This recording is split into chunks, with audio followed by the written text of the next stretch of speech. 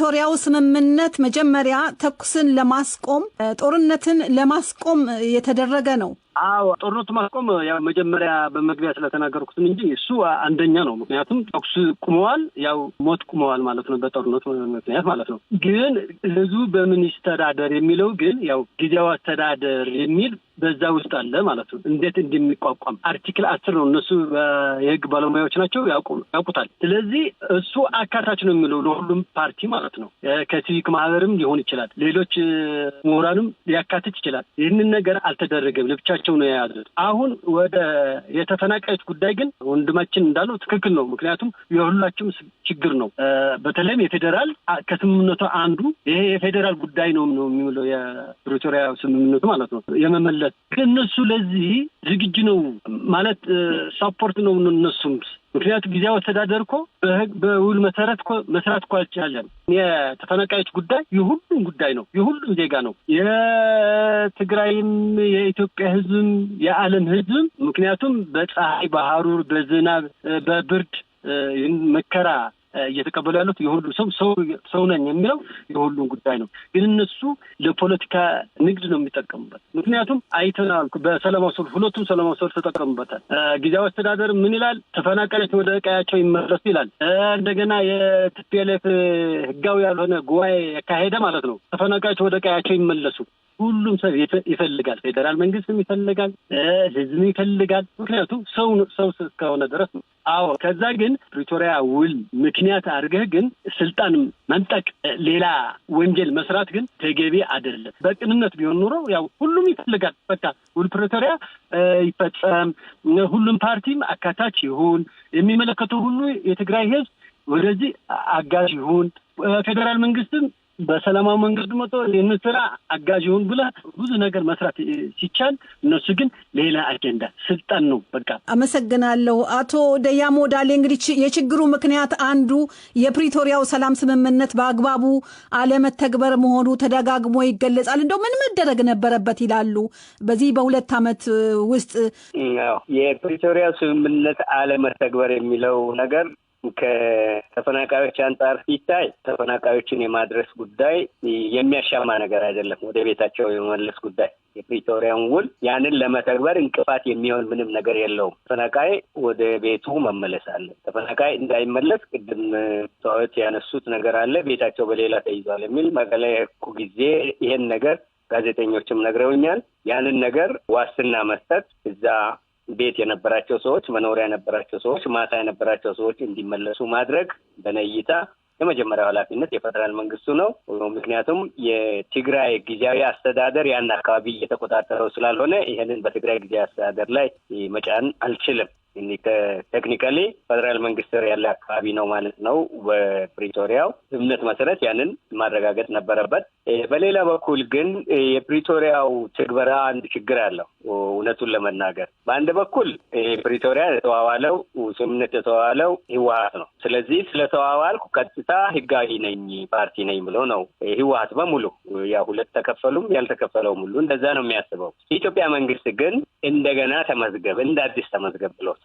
አሁን ያለው ሽኩቻ በአንድ በኩል የህወሓትን አሮጌ ህልውና ወይም ህጋዊ ሰውነት የማስመለስ እውቅና ከሁሉም በፊት በኩል የማደናቀፍ ሙከራ ሊኖር ይችላል የሚል ነገር አለኝ። ጠቅላይ ሚኒስትሩ ስለተፈናቃይ አንስተው ምንድን ነው ያሉት? እኔ ነገ ጠዋት ለመመለስ መንግስት ዝግጁ ነው፣ ነገር ግን ተፈናቃዮች እንዳይመለሱ ፖለቲካ እየተሰራባቸው ነው። ጠለምትና ራያ ተሳክቷል፣ የወልቃይት ግን እንዳይሄዱ ፖለቲካ የሚሰሩ አሉ ነው ያሉት። ይሄ እንግዲህ እውነት ይሁን ውሸት ያው ተጨባጭ መሬት ላይ ታይ ነገር ነው የሚሆነው። በነይታ ተፈናቃዮቹን ሌላ ክልል ስር ያለ አካባቢ ማድረስ የፌደራል መንግስት ስራ ነው መሆን የነበረበትና ተፈናቃዮቹ አንሄድም ብለዋል ወይስ የሚለው ነገርና ራሱ መረጋገጥ ያለበት ነው። ከፕሪቶሪያው ስምምነት ትግበራ ነው የሚያጣላቸው የሚለው ነገር ግን ዳይሬክት መልስ የለውም። ቅድም ያልነው ነገር ነው።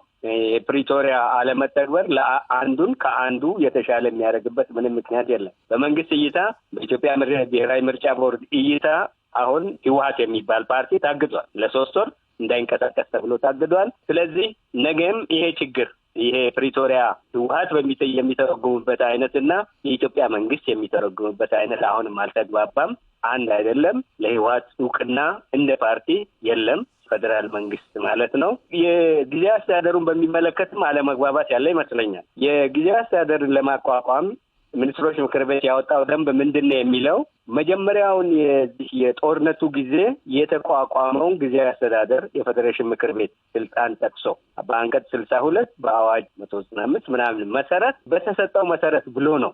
ምን ማለት ነው? ጊዜያዊ አስተዳደሩ የፌዴራል መንግስቱ ያቋቋመው እንጂ የትግራይን ህዝብ የሚወክል አይደለም። በህወሓት በኩል ደግሞ ያለው ልክ አንዳንድ የትግራይን ህዝብ የሚወክል ነገር ተደርጎ ነው። አይደለም። የትግራይ ህዝብ ውክልና ያለው መንግስት የለውም አሁን። ስለዚህ እስከዛ ድረስ ተፈናቃዮችን የመመለስና ህዝቡን ለምርጫ የማዘጋጀት ስራ ነው የሚሰራው ነው። ስለዚህ አሁን ትርጓሜው ራሱ አንድ አይደለም። በሁለቱ ፕሪቶሪያ ስምምነትን በሚመለከት ፌደራሉ መንግስት ያለው እይታና ህወሓት ያለው እይታ አንድ አይደለም። ሁለተኛ ህወሓት በሱ በሚለው መልክ በፌደራል መንግስት ዘንድ እውቅና የለውም እና ይህም አንዱ ችግር። ባልደረባዬ ሚሊዮን ኃይለ ስላሴ በዚህ ጉዳይ ላይ እንደው በአጠቃላይ በዚህ አሁን በተነሱት ሀሳቦች ላይ የምትሰጠው አስተያየት ካለ? ምናልባት እዚህ ላይ ልናነሳው የምንችለው ያው እውነቱ በትግራይ ሊቃን መካከል ያለው ልዩነቱ ምን ያክል ሰፊ መሆኑ በእያንዳንዱ ጉዳዮች ላይ ያላቸው መካረር ልዩነቶች ሰፊ መሆናቸው ያው የሚያሳዩ ነገሮች ይታያሉ። ከፕሪቶሪያ ውል አፈጻጸም አንጻር ደግሞ ያው ውሉ ከተፈረመ በጣም ረጅም ጊዜ አልፎታል። ከ2 ዓመት በላይ አልፎታል።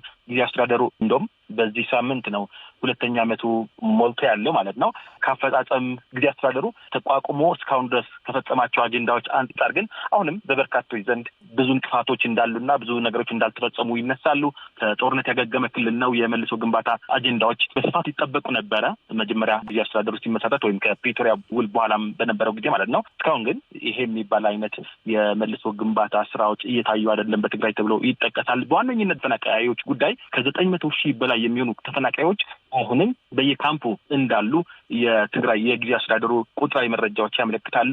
እነዚህ ከ900,000 በላይ የሚሆኑ ተፈናቃዮች የሚኖሩባቸው አካባቢዎች ለኑሮ አመቺ ያልሆኑ የሰብአዊ ድጋፍ በተቆራረጠ መንገድ የሚቀርብባቸው ምናልባት አሁን ደግሞ የዩኤስኤድ ውሳኔ ተከትሎ የሚቀርበው የነበረ የሰብአዊ ድጋፍ አደጋ ላይ የገባበት አጋጣሚ አለ። ስለዚህ እነዚህ ተፈናቃዮች ያሉበት ሁኔታ በጣም ከባድ ነው። ስለዚህ የእነዚህ ተፈናቃዮች አለመመለስ አጀንዳ በትግራይ ትልቁ ጉዳይ ሆኖ ይገኛል ማለት ነው። ከፖለቲካዊ ምክንያቶች በተጨማሪ እነዚህ ተፈናቃዮች የተለያዩ ቡድኖች የፖለቲካ መጠቀሚያ ሆኗል የሚሉ ቅሬታዎችም ከተለያዩ አካላት እንሰማለን። ግን ደግሞ ዋናው አጀንዳ አሁንም ከጦርነቱ መቆም ከ2 ዓመት በኋላ ጭምር ወደ 1 ሚሊዮን የሚጠጉ ተፈናቃዮች አሁንም የሚደርስላቸው አጥተው በየመጠለያው ተጥረው እንደሚገኙ መመልከት ለዚህ መፍትሄ ማበጀትን በዋነኝነት የመንግስትም የፖለቲከኞችም ዋነኛ አጀንዳ ሊሆን ነበር የሚጠበቀው። በዚህ ሁኔታ ይሄድ አይደለም ተብሎ በርካቶች ይወቅሳሉ ማለት ነው። እንደው አቶ አወት ህብረተሰቡ ዳግም ወደ ጦርነት መግባት እንደማይፈልግ ከዚያ ይልቅ ሰላም እንደጠማው በተደጋጋሚ እየገለጸ ነው። ከዚህ በመነሳት የተከፋፈሉት ፖለቲከኞች የህብረተሰቡን ፍላጎት ችላ ብለዋል የሚሉ ትችቶች ይቀርባሉ። አንደኛው እንግዲህ የተፈናቃዮች ጉዳይ ነውና በዚህ ላይ የሶስት አስተያየት ምንድን ነው? ችላ ብለዋል የህብረተሰቡን ፍላጎት ይላሉ ሁለቱም ወገኖች። በአንድ በኩል ልክ ነው፣ ቅሬታው ልክ ነው። ችላ ብለዋል ማለት ችላ ባለ ለማለት ይፈልጋሉ ወይ ምናምን ብለን ልንከስታቸውም ላንከስታቸውም እንችላለን። ግን ካለው ሁኔታ አንጻር አጀንዳው ፕራዮሪቲው ማለት ግን ያነሳናቸው ነገሮች ላይ መሆን ሲገባቸው ሌላ ካደረግክ እኮ ችላ ብለዋል ማለት ነው። ሌላ ምንም ማለት አይደለም። ከዛ አንጻር ነው። ግን እዚህ ላይ ምንድነው አንድ ላይ እኔ አሁን የፌደራል መንግስቱም ትግራይ ውስጥ ያሉ የሚከፋፈሉትም አንድ ላይ አድርገን ነው ልናያቸው የሚገባ። ቅድም ካነሳናቸው የተፈናቃዩ መመለስ፣ ስለ ጦርነቱ ስጋትም ሲነሳ አሁን ቁርጠኝነቱ ሐሳቡ ማንኛውም ጉዳይ በዚህ ሀገር ከዚህ በኋላ በጦርነት ሳይሆን በሰላማዊ መንገድ ብቻ ነው መፈታት ያለበት የሚል ሐሳብ ከሁሉም አቅጣጫ ነው መምጣት ያለበት። ባይዘወይ የሆነ አካል ጦረኛ እንደሆነ የሆነ አካል ምናምን ተደርጎ የሚታል ናሬሽን ለኔ ብዙ ማሳማኝ አይደለም። እዚህ ሀገር ጦርነት ለሁላችንም ይጎዳናል። ችግር ካለ በጠረጴዛ መፍታት አለብን። ህዝቡ ወደ እንደዚህ አይነት ችግር ወደ እንደዚህ አይነት ጭንቀት ልናስገባው አይገባም። ደግሞ የማይፈታ ችግር ኖሮ አይደለም የግድ ወደ ጦርነት የሚያስገባ ምንም ነገር የለም የሚል ከሁሉም አቅጣጫ ቢያዝ መልካም ነው። በዚህ መልኩ ነው ህብረተሰቡ ከፌደራልም ከትግራይም በኩል ያለው እኔ ሳስበው ከየትኛውም አቅጣጫ እንደዚህ ቢታሰብ ነው መልካም የሚሆነው የሚል ሐሳብ